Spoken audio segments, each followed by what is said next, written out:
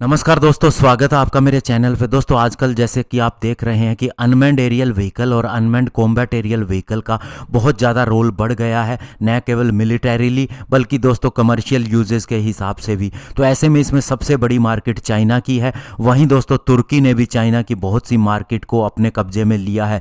लेकिन दोस्तों अब इसके अंदर एक तीसरा प्लेयर उभर के आ रहा है और वो है इंडिया। और इंडिया आने वाले समय में इन दोनों की मार्केट में से बहुत सा हिस्सा ले सकता है। आज इसी के ऊपर बात करेंगे। चलिए दोस्तों शुरू करते हैं। तो दोस्तों सबसे पहले अगर हम बात करें अनमैन्ड कॉम्बैट एरियल व्हीकल की, तो शुरुआत में अमेरिका ऐसे अनमैन्ड कॉम्बैट एरियल व्हीकल लेके आया था और इनके अंदर इस तरह के पेलोड थे कि टारगेट को ये मिनटों में खत्म कर सकते थे और वीक एयर डिफेंस को डिस्ट्रॉय कर सकते थे।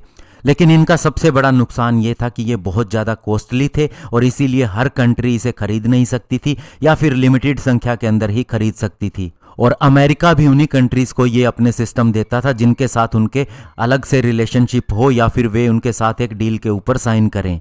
और उसके बाद में दोस्तों चाइना ने इसका सॉल्यूशन दिया। वह ऐसे अनमैन्ड कॉम्बैट एरियल व्हीकल लेके आया जो न केवल सस्ते थे बल्कि उनकी परफॉर्मेंस भी इनके जैसी ही थी। जैसे कि हम बात करें चेंगडू विंगलोंग 2 और रेनबो CH-4B, तो ये दोस्तों काफ़ी ज़्यादा पॉपुलर हुए। बहुत सी कंट्रीज़ ने इन्हें खरीदा भी और इनमें सबसे ज़्यादा नाम आता है मिडल ईस्ट की कंट्रीज़ का। लेकिन दोस्तों उसके बाद में इनके अंदर बहुत ज़्यादा प्रॉब्लम आई, स्पेशली इनकी अनरिलायबिलिटी को लेके, परफॉर्मेंस इशू को लेके, इनकम्पैटिबिलिटी को लेके। स्पेशली सऊदी अरेबिया और जॉर्डन ने तो डायरेक्टली क्रिटिसाइज़ किया है इन चाइनीज़ UAV को। और साथ ही इनकी सबसे बड़ी सर्विसिंग और मेंटेनेंस की भी प्रॉब्लम थी। इनके स्पेयर्स भी नहीं मिलते थे। इराक के पास जितने CH-4B की फ्लीट थी जो उसने चाइना से खरीदी थी, 5 साल के अंदर उसकी आधी से ज़्यादा फ्लीट डिस्ट्रॉय हो गई क्रैश की वजह से और बाकी के हैंगर में खड़े हैं क्योंकि उनके अंदर किसी भी तरह की मेंटेनेंस नहीं हो सकती। उसके बाद में दोस्तों तुर्की अपना बाइकर TB2 ड्रोन लेके आया और ये दोस्तों वर्ल्ड लीडिंग ड्रोन सिस्टम बन गया। स्पेशली कन्फ्लिक्ट के अंदर जब इसे आर्मेनिया अजरबैजान के बीच में देखा गया तो ये बहुत ज़्यादा प्रभावी रहा। और अभी कहा जा रहा है यूक्रेन की तरफ से इसका एक इस्तेमाल किया जा रहा है जिसने रशिया को भी परेशानी में डाल दिया। हालांकि ये एक वेस्टर्न प्रोपेगेंडा ज़्यादा है लेकिन फिर भी इसकी परफॉर्मेंस काफ़ी अच्छी बताई जाती है।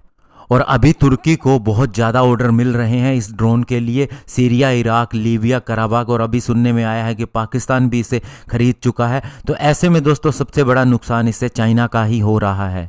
और अब तुर्की इसके आगे के वर्जन TB3 और TFX नेशनल कॉम्बैट एयरक्राफ्ट के साथ में भी आ रहा है, यानी कि वह इस मार्केट में अब पूरा कब्जा करने की सोच रहा है।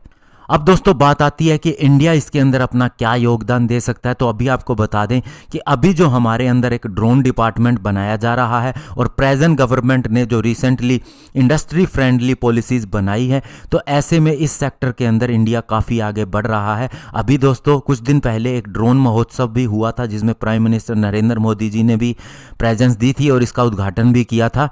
उस समय ऐसी बहुत सी प्राइवेट कंपनी और स्टार्टअप सामने आए जिनके प्रोडक्ट वाकई में ही बेहतरीन थे। और अगर एक्सपोर्ट ऑर्डर की बात करें तो बहुत से ऑर्डर इन्हें मिल रहे हैं। और लेकिन 2025 तक यह पूरी पीक पे होगा क्योंकि दोस्तों अभी भी कुछ एक ड्रोन डेवलपमेंट में है और जल्द ही इंटरनेशनल मार्केट के अंदर ये बहुत से एक्सपोर्ट ऑर्डर हासिल करेंगे। और इंडिया को अभी ज़रूरत है तो वो ये है कि वह अपनी कुछ पॉलिसीज़ ऐसी बनाए कि जिससे मेल और हेल क्लास के अनमैन्ड एरियल व्हीकल भी डेवलप हों। और इवन इंडस्ट्रियल पार्टनर के रूप में अगर पब्लिक और प्राइवेट सेक्टर की कंपनी साथ में आती हैं तो ये और भी बड़ी बात होगी। और साथ ही इंडिया को कुछ एक सक्सेसफुल प्रोडक्ट भी चाहिए। अगर हम बात करें रुस्तम ड्रोन की या तपस ड्रोन की, तो दोस्तों ये अब काफ़ी ज़्यादा सफल हो चुका है। इसने अपने तय एल्टीट्यूड को छू लिया है। इसके कुछ एक टेस्ट बाकी हैं।